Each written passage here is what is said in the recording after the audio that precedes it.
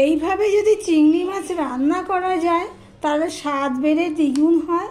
আমি কিভাবে রান্না করলাম ভিডিওটি পুরোটা দেখার অনুরোধ রইল। বন্ধুরা, আপনারা দেখছেন কুকিং হাউস অফ অনিমা। আজকে একটা চিংড়ি মাছের রেসিপি তোমাদের সাথে শেয়ার করব। তার জন্য চিংড়ি মাছগুলো দেখো আমি নুন হলুদ মাখিয়ে নিয়েছি। ভিডিওটি স্কিপ না করে পুরোটা দেখো। এদিকে দেখো একটা কড়াই বসিয়ে দিয়েছি, কড়াইটা গরম হয়ে গেছে। এবার এর মধ্যে আমি সর্ষের তেল দিয়ে দিচ্ছি অল্প। এই রান্নাটা আমি সর্ষের তেলেই করব।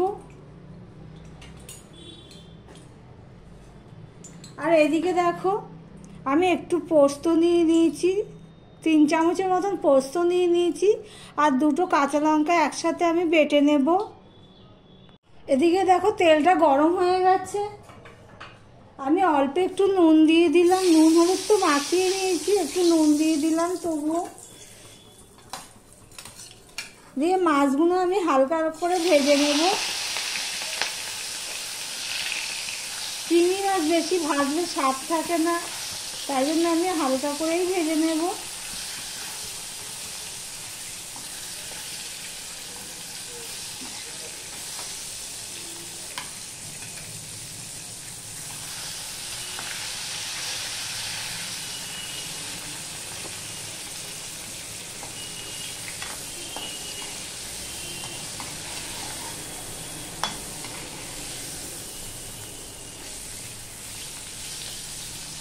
দেখো চিংড়ি মাছগুলো সব ভাজা হয়ে গেছে। এবার আমি এগুলোকে তুলে নেব। দেখো ঠিক এইভাবে আমি ভেজে নিয়েছি। এবার চিংড়ি মাছগুলো আমি একটা জায়গায় তুলে নেব। চিংড়ি মাছগুলো তুলে নেওয়ার পরে একটুখানি কালো জিরা আমি ফোড়নে দিয়ে দিচ্ছি দেখো।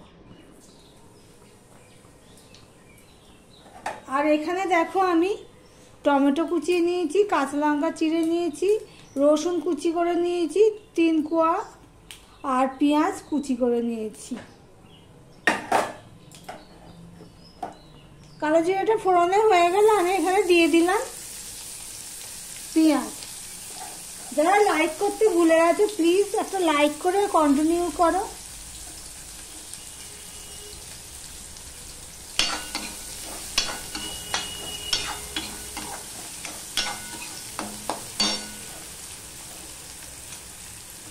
পেঁয়াজ কাঁচা লঙ্কা দিয়ে দিলাম।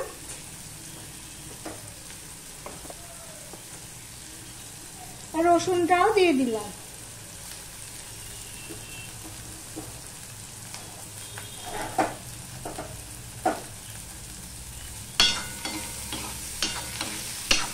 এগুলো লাল লাল করে আমি ভেজে নেব।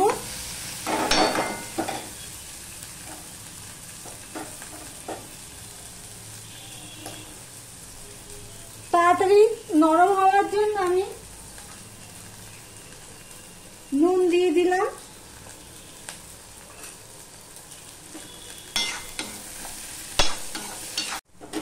পেঁয়াজটা নরমও হয়ে গেছে, লাল লাল হয়ে ভাজা হয়ে গেছে। এবার এর মধ্যে আমি এই টমেটো কুচিগুলো দিয়ে দিলাম।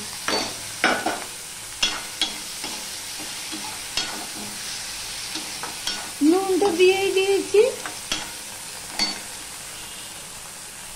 আর এখানে দেখো কিছু মশলা নিয়ে নিয়েছি।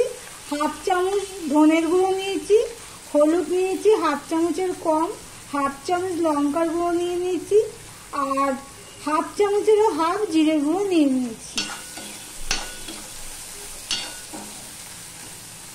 এগুলো আমি এবারে দিয়ে দিলাম। মশলাটা কষানোর জন্য একটু জল দিয়ে দিলাম।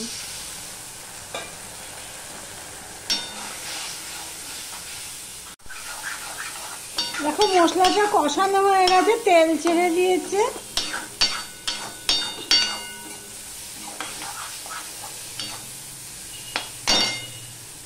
এবার এর মধ্যে আমি জল দিয়ে দিলাম। জলটাতে বেশি দিলাম না, যতটুকু দরকার মনে করলাম ততটুকুই দিলাম জল। এবার ফুটে ওঠার জন্য অপেক্ষা করব।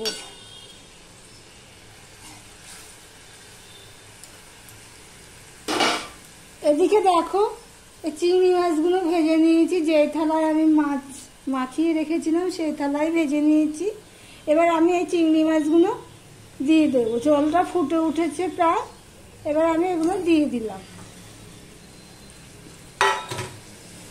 চিংড়ি মাছের মাথা থেকে ঘিলু বেরিয়ে গেছে ভাজতে গিয়ে, দেখো, তাই জন্য আমি এই থালাটা ধুয়ে এই দিয়ে দিলাম।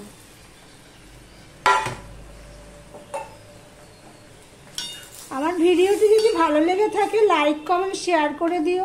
আর যারা ভিডিওটি দেখছে এখনো পর্যন্ত সাবস্ক্রাইব করনি তাদেরকে বলবো চ্যানেলটি সাবস্ক্রাইব করে পাশে থাকতে।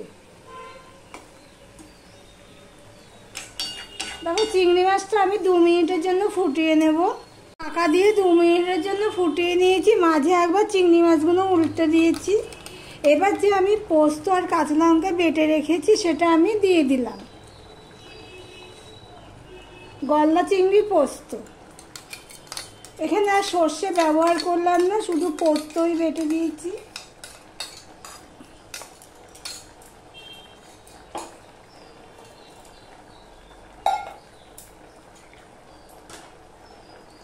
মিক্স ধোয়া জলটা আমি এর মধ্যে দিয়ে দিলাম।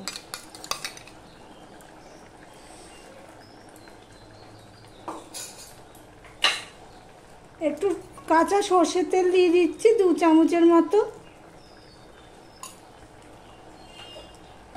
দিয়ে সম্পূর্ণটা আমি মিশিয়ে নিলাম। নিয়ে আবারও আমি 1 মিনিটের জন্য ঢেকে দেব।